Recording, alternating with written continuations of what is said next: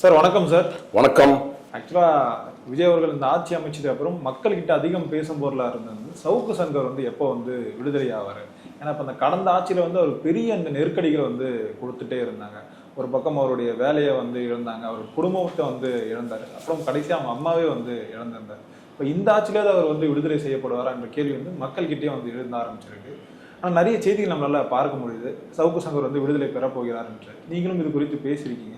விடுதலை ஆவதற்கு வாய்ப்பு இருக்கா சார்? ஏன் வந்துருவாரா அப்படின்னு கேட்டதான் அதுக்கு ஒரு கேள்வி அதான் கேட்டது. என்னன்னா, ஏன் வரக்கூடாது? போட்ட வழக்குகள் எல்லாம் பொய் வழக்கு. பொய் வழக்கு என்பது மட்டும் இல்லாமல் ஒரு அராஜகத்துடைய போக்கு, அதிகாரத்தை துஷ்பிரயோகம், அதுமான செயல்பாடுகளை கேட்க போனால் தொடர்ந்து குண்டா தடுப்பு சட்டம், மனநலம்லாம் வெளியே விட்டுறீங்க. கடந்த ஆட்சியில் பாலியல் பலாத்காரம் செய்யறத வெளியே விட்டுறீங்க. சட்டவாதமான செயல்பாடுகளை செய்யக்கூடிய அனைத்து பேருமே பார்த்தீங்கன்னா வெளில தான் இருந்தாங்க. இதோ 2 நாளாக தான் பிடிச்சி உள்ள நம்ம கவர்மெண்ட் இப்போ புதுசாக வந்த கவர்மெண்ட் போட்டுட்டு இருக்கு.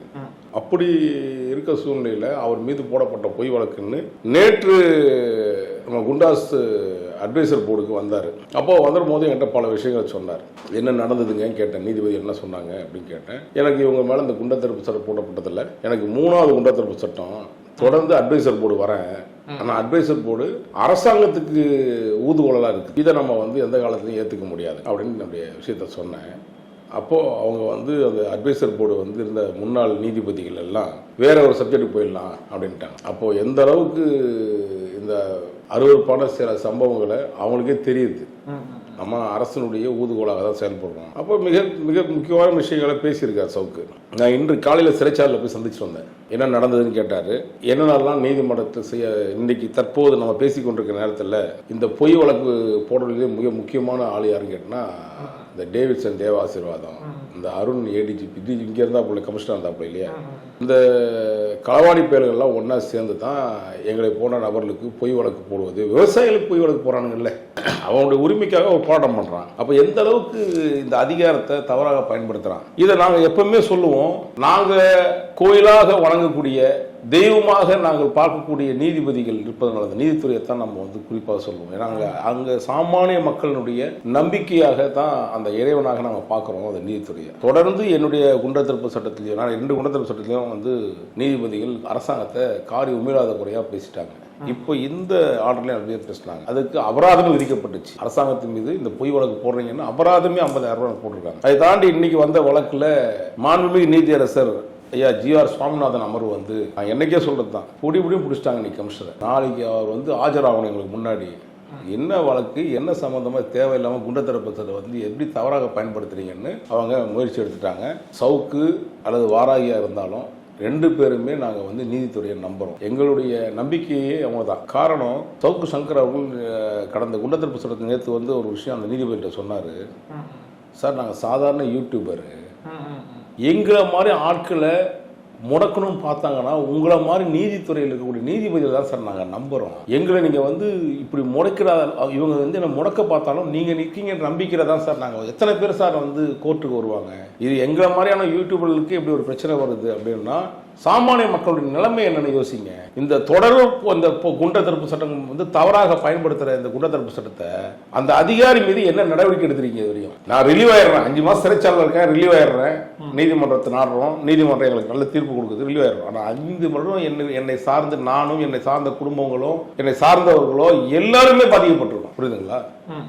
அப்போ இந்த அநீதி நடக்குது எப்படின்னு கேட்டீங்கன்னா, அதிகார துஷ்பிரயோகம் நடக்குதுன்னா இந்த கேவலமான 2 அதிகாரிகள் பண்ண ஆட்டம் தான் தமிழ்நாட்டை இவ்வளோ பெரிய விஷயத்துக்கு. இதுக்கு பின்னாடி சில அதிகாரிகள் இருக்கான். சில அதிகாரிகள் அடியாள் மாதிரி செயல்படுறான் இதுக்கு இருக்கக்கூடிய காவல்துறையில். ஸோ நீதிமன்றம் எப்பவுமே நாங்கள் நம்புற நீதிமன்றம் எங்களை கைவிடாது. சவுக்கு சங்கர் மீண்டும் சவுக்கு எடுப்பார். விரைவில் அந்த அதிகார துஷ்பிரயோகம் செய்த அதிகாரிகளை நிச்சயமாக நீதிமன்றத்தின் முன்பு நிறுத்துவார் என்ற நம்பிக்கை எனக்கு உண்டு. இல்லை சார், இப்போ அவர் இந்த அதிகாரிகள்லாம் இந்த உரிமையில பேசுறது, ஏதாவது ஒரு பேர் வச்சு குறிப்பிடுது, இதன் காரணமா இவங்க 2 பேருக்குள்ள இந்த தனிப்பட்ட பகையா மாறும். இதன் காரணமா அவங்க மேல இந்த கேஸுகள் போடப்படுது. இதனாலதான் சவுக்கு சங்கர் இந்த சிறையில இருக்கிறது எல்லாம் சொல்றாங்க. இது அரசுக்கும் இதுக்கும் சம்பந்தம் இல்லை, இது அதிகாரிகளுக்கும் சவுக்கு சங்கருக்கான அந்த மோதலா பார்க்கறாங்கன்னு சொல்றாங்க. காவல்துறையில அருண் இருக்கார் இல்லைங்க, அவர் கமிஷனர் இருந்த காலகட்டத்தில் சுற்றி அவர் வீடு 5வது மாடி 6வது மாடி 2 மாடி அவருக்கு வீடு. டூப்ளெக்ஸ் வீடு. டியூப்லெஸ்லாம் கிடையாது, ஃப்ளாட், கவர்மெண்ட் ஃப்ளாட்டு. ஓ புரியுதுங்களா? சும்மா டியூப்லெஸ் போட்டு இவரே டியூப்லெஸ்ஸாக பண்ணிட்டு இருக்காரு. அதெல்லாம் சட்டவிரோதமான செயல். சட்டவிரோதமான செயற்பாடு செய்யறது அருணுக்கு வந்து பெரிய பங்கு இருக்கும். எப்பவுமே சம்மந்தப்பட்ட அந்த இடத்துல அவரை சுற்றி ஒரு 60-70 போலீஸ் இருந்தாங்க. வீடு மேலே கீழே. இந்த ஆர்டர்லி சிஸ்டம்னு ஒன்று இருக்கு இல்லையா, எதுக்கு இந்த மாதிரி ஆளுக்கெல்லாம் 60 போலீஸ் ஒரு அதிகாரியை நாமளும் இன்னைக்கும் வந்து கிட்டத்தட்ட 300க்கு பட்ட ஐஏஎஸ் ஆஃபீஸர்கள், 260-70 ஐபிஎஸ் ஆஃபீஸர் இருக்கக்கூடிய அந்த மாநிலத்தில் நம்ம யாரையாவது உரிமையை பேசியிருக்கோமா? திருட்டு பையன் தான் சொல்ல முடியும். ஒரு திருடனை ஐயா திருடர்களே அப்படின்னு சொல்ல முடியும். திருட்டு பையா அப்படின்னு தான் சொல்ல முடியும். அப்போ அதிகாரத்தையும் திருட்டுத்தனமான பண்ணக்கூடிய எல்லா வேலையும் பண்ணிட்டு அவனை அவர் இவருன்னு சொல்றது எப்படி எனக்கு ஏற்றுக்க முடியும்னு தெரியல. எனக்கு அவர் சொன்னாரா எனக்கு தெரியாது. நான் கண்டிப்பாக சொல்லுவேன், அது ஒரு பைத்தியம். அருண் என்பது அறவேக்காட்டு பைத்தியம். அதை நான் பலமுறை சொல்லியிருக்கேன். இப்போ இன்னைக்கு நான் சொல்லலை, 3.5 வருஷமாக சொல்லியிருக்கேன். நீ எத்தனை பொய் வழக்கு போட்டாலும் சொல்லுவேன். ஏன்னா அறப்பைத்தியம் தான் சொல்ல முடியும். அருண் என்ற ஒரு அயோக்கியத்தனமான அந்த அரசியல்வாதியோட மிக மோசமான சூழ்நிலையில் அதிகாரத்தை துஷ்பிரயோகம் செய்யக்கூடிய அரசியல்வாதியுடைய அடியாள செயல்படக்கூடிய இந்த அருண் அவர்கள், அதுக்கு என்னால் பல இடங்களில் சொல்ல முடியும். அவரால் பாதிக்கப்பட்ட காவல்துறை எத்தனை பேர் இருக்காங்க எனக்கு தான் தெரியும். நம்ம எதுவும் ஆதாரம் இல்லாமல் சொல்லிட முடியும். ஆதாரம்னா என்னது? வீடியோ கேமரா தோறணுமா? நான் என்ன சொன்னேன், அதிகாரத்தை துஷ்பிரயோகம் பண்ணி இவரே பல பிரச்சனைகள் பண்ணியிருக்காரு. அதுக்கு நான் எவ்வளோ பேர் சொல்ல முடியும்? காவல்துறை அதிகாரிகள் பேரே சொல்ல முடியும். அத்துமீறலுங்க, இதெல்லாம் தவறுங்க. அதிகாரத்தை தவறாக பயன்படுத்தக்கூடாதுங்க. புதிய நிர்வாகத்தில் இவர் வந்து போய் லாண்ட் ஆர்டர் கொடுங்க, ஏடிஜிபி இன்ட்டு கொடுங்க, சென்னை மாநகரத்தை கொடுங்க, ஏற்கனவே நான் கழட்டி எடுத்துட்டேன், இன்னும் பல பேரை கழட்டிடலாம் அப்படின்னு ஒரு அடியா வேலை செய்யறதுக்கு, அதிகாரத்தை துஷ்பிரயோகம் செய்யறது, ஃபேக் என்கவுண்டர் போடக்கூடிய ஒரு ரீதியான ஒரு அதிகாரி. அப்படியாப்பட்ட அதிகாரிகள்லாம் இந்த அரசாங்கம் புறக்கணிச்சிட்டு இருக்கு. அதான் நீதிமன்றம் சொன்னேன்ல உங்களுக்கு. இன்னைக்கு நீதிமன்றம் வந்து அவங்களுக்கு தெரியுங்க இவர்கள்லாம் எதற்காக வந்தாங்க, எங்களுக்கு என்ன தனிப்பட்ட பிரச்சனை ஏதாவது இருக்கா, இதை வேற ஏதாவது வன்மம் இருக்கா? சமூகத்தில் அவர் அரசாங்க ஊழியராக இருக்கார், நான் மக்கள் வரி பணத்தில் அவர் சாப்பிட்றாரு, நான் கொடுக்க சம்பளம் சாப்பிட்றாரு. அப்படியாப்பட்ட ஒரு நபர் வந்து தவறு செய்கிறான்னு சொல்லும் போது சுட்டி காட்ட வேண்டியது ஒரு ஊடகோட வேலை. அது இதை மறுத்து வந்து நீங்க அதுக்கு ஏன்னா தவறா பேசியிருந்தாலோ இல்ல தவறுதலா சில விஷயங்களை சொல்லியிருந்தாலோ நீங்க என்ன பண்ணிருக்கணும், நீதிமன்றத்துல நீங்க வந்து நாடி அதுக்கான தீர்வை ஏற்படுத்திருக்கணும். அதை விட்டுட்டு நீயா எவனாவத்தை செட் பண்ணிக்கிறது, இல்லைன்னா ஆசைநாயகி வந்துடும் மயிலாப்பூர்ல இருந்து, புரியுதுங்களா? அங்க வந்து அது ஒரு செட்டப் வச்சு ரெடி பண்ணிருக்குது. இப்போ இந்த அடக்கத்தை தான் அந்த நீதிமன்றம் இருக்குல்ல. இப்போ நீங்க பண்ற அயோக்கியத்தனத்தை தனிப்பட்ட வன்மம் கிடையாதுங்க. எந்த வன்மத்தை நாம சொன்ன போறோம்? நீ தப்பு பண்ற கேட்கறோம், அதுதானங்க என் வேலை. நீங்க ஒரு ஊழல் என்னங்க பண்ணுவீங்க? நீங்க ஆமா சாமின்னு சொல்லிட்டு போறதுக்கு வர நிருபர் இந்த மாதிரி சம்பவம் நடக்குதுங்க, நீ அரசு வந்து இந்த மாதிரி தவறான வழிகாட்டல் செயல்படுதுங்க அப்படின்னு சொன்னா கேட்கிற வேலை உங்களுக்கு. நான் அரசியல்வாதியாக பதில் சொல்ல வேண்டிய இடத்துல என்னது, புரியுதுங்களா? அது நடைமுறைக்கு வரட்டுங்க. என்ன உங்களுக்கு கஷ்டமா இருக்கு? இல்ல சார், நம்ம அரசு செய்யற தவறுகளை சொல்லி காட்டுறதை விட அவர் வந்து ஒரு சார்பு கட்சிக்கு வந்து வேலை செய்யறாங்க. ஸோ இதன் காரணமா இந்த எலெக்ஷனுக்காக ஒர்க் பண்றாங்க. அந்த மாதிரியான விமர்சனம் வந்து சவுக்கு சங்கர் மேலேயும் அது வந்துட்டு தானே சார் இருக்கு. அவர் வந்து ஏடிஎம்கேக்கு வந்து ஒர்க் பண்றாரு. ஸோ இதன் காரணமா திமுக நடக்காத ஒரு விஷயங்களும் சொல்றாரு, நடந்த விஷயங்களும் வந்து சொல்லிட்டு இருக்காரு அப்படின்ற விமர்சனம் வருது. கடந்த 2022 தேர்தலுக்கு முன்பாக என்ன ஆட்சி இருந்துச்சு? அதிமுக ஆட்சி ஒரு சவுக்கு சங்கர் விமர்சனம் செய்தாரா செய்யலையா? செஞ்சாங்க.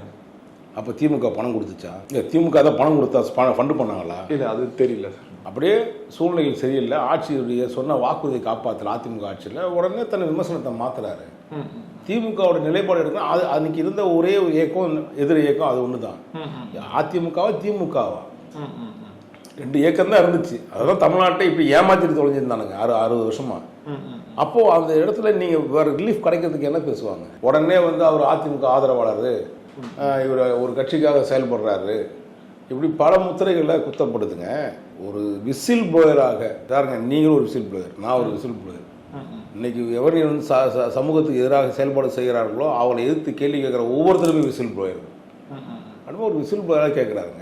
என்ன தப்பு இருக்குது சார்? இது வந்து திமுக ஆட்சியில் இந்த மாதிரி நடந்தால் நம்ம ஏற்றுக்கலாம், அவருக்கு எதிரான நிலை இருக்கு. ஏன் அது தாவேக்கா ஆட்சியிலும் தொடருது? தாவேக்கா என்ற இயக்கத்தை வந்து தொடர்ந்து அவர் சில நேரங்களில் ஆதரவு நிலைப்பாடு எடுத்திருப்பார் அதிமுகவுக்கு. அதே நேரங்களில் அன்னைக்கு நடிகராக விஜயா இருந்தவர்ல சில நேரங்களில் குறைபாடுகள் சொல்லியிருக்காரு, ஆதரவு நிலைப்பாடம் எடுத்திருக்காரு சவுக்கு சங்கர். அவருடைய நிலைப்பாடு என்ன? ஊடகவியலாளர்கள் என்னைக்குமே வாழ்வுன்னு சொல்ல மாட்டாங்க, தப்பு பண்ணா ஒளிகன்னு சொல்றதுக்கு இருப்பான். நீ திருத்திக்கிறதுக்கான வாய்ப்புகள் அதனால் நீங்கள் நினைக்கிற மாதிரி சவுக்கு சங்கருக்கு தாவேக்கா எந்த நெருக்கடியும் கொடுக்கப்படலை அப்படின்னு எனக்கு நல்லாவே தெரியும். அதையும் தாண்டி தாவேக்கா ஆட்சி பொறுப்பேற்ற பிறகு என்னை போன்ற சமூக ஆர்வலர்களையும் பத்திரிகையாளர்களையும் ஊடகங்களையும் வந்து இன்னைக்கு பாதுகாத்து வைக்கிற அளவுக்கு அதுக்கான தகவல்களை எல்லாருக்கும் சொல்லியிருக்காங்க. மேலிடத்துல இருந்து முதலமைச்சர் தகவல் வந்து இவர்களை போன்ற சமூக ஊடகங்கள் இந்த சமூகத்தில் நடக்கக்கூடிய அவலங்களை எதிர்த்து சொல்லக்கூடியவர்களை நம்ம தான் பாதுகாக்கணும். ஆனால் சவுக்கு சங்கரை விடுதலை செய்வதற்கான எந்த விதமான இடையூறும் வேண்டாம் அப்படின்னு சொன்னதாக எனக்கு தகவல். அதையும் இன்னைக்கு நான் தகவலை சொல்லிட்டேன் அவர்கிட்ட. விரைவில் வந்து சவுக்கு சங்கர் குறிப்பாக சனிக்கிழமைக்குள்ள அவர் வெளியே வந்துடுவான்னு நம்பிக்கை இருக்கு.